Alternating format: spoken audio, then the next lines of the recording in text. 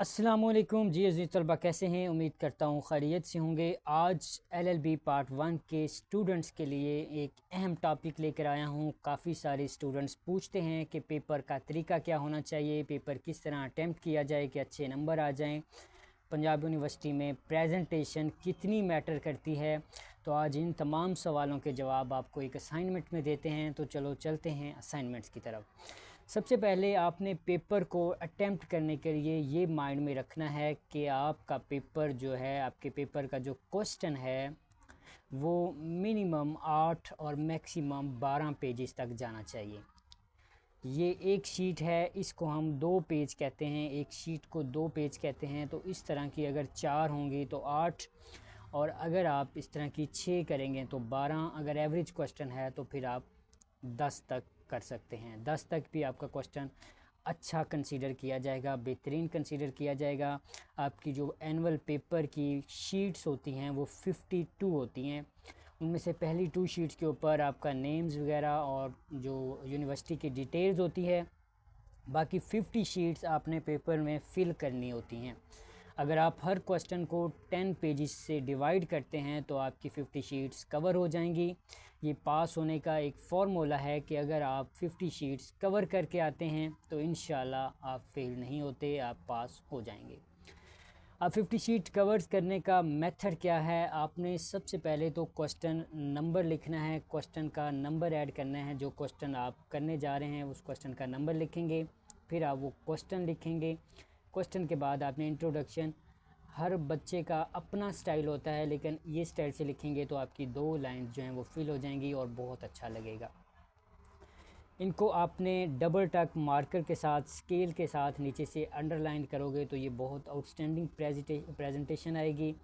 उसके बाद आपको एक और चीज़ बताता चलूँ कि आपके जो इंट्रोडक्शन है वो 1 पेज से कम नहीं होना चाहिए।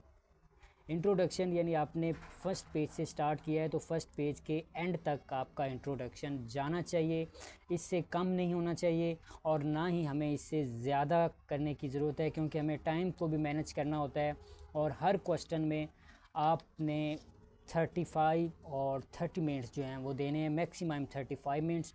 इससे कम ही आपने टाइम देना है और अपना क्वेश्चन कंप्लीट करना है, क्योंकि टाइम को मैनेज करना भी ला के पेपर में बहुत मुश्किल होता है।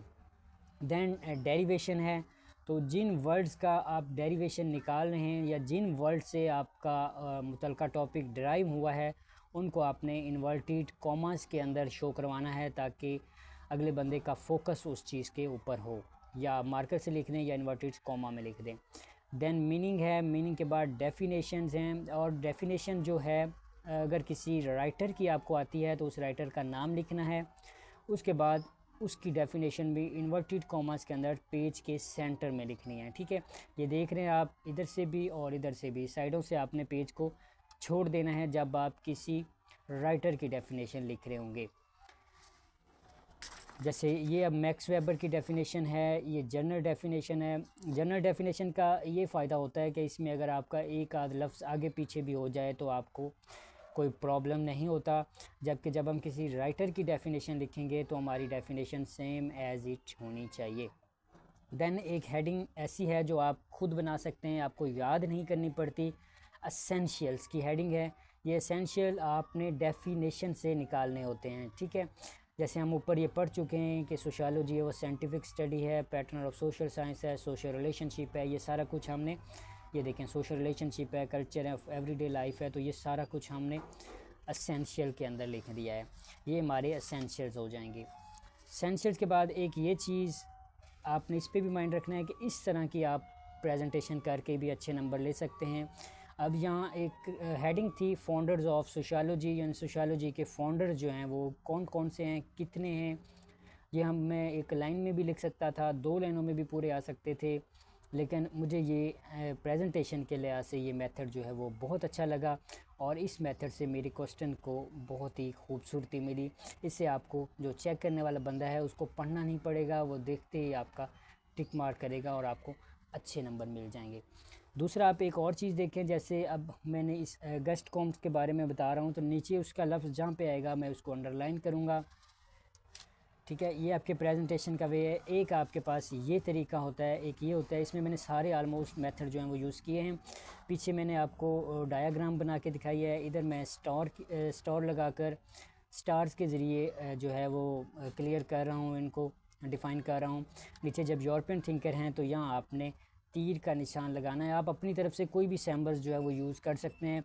मकसद आपका प्रेजेंटेशन को बेहतरीन करना है। जितनी प्रेजेंटेशन आपकी अच्छी होगी आपको उतने ही अच्छे मार्क्स मिलेंगे। लॉ के पेपर में आपकी प्रेजेंटेशन बहुत ज़्यादा मैटर करती है।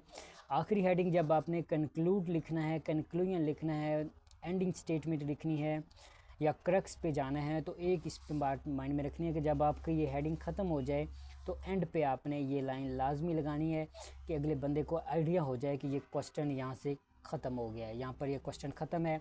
अब अगला क्वेश्चन जब आप अटैम्प्ट करने लगें तो यहीं से स्टार्ट नहीं करना, आपने नेक्स्ट पेज पे चले जाना है। उम्मीद करता हूँ आपको अच्छी तरह से समझ आ गई होगी। बाकी मज़ीद अगर आपको किसी किस्म की भी परेशानी है, किसी किस्म की भी हेल्प की ज़रूरत है, तो चैनल के डिस्क्रिप्शन में मेरा नंबर मौजूद है। आप किसी भी वक्त व्हाट्सएप नंबर पर रब्ता कर सकते हैं। अल्लाह निगहबान।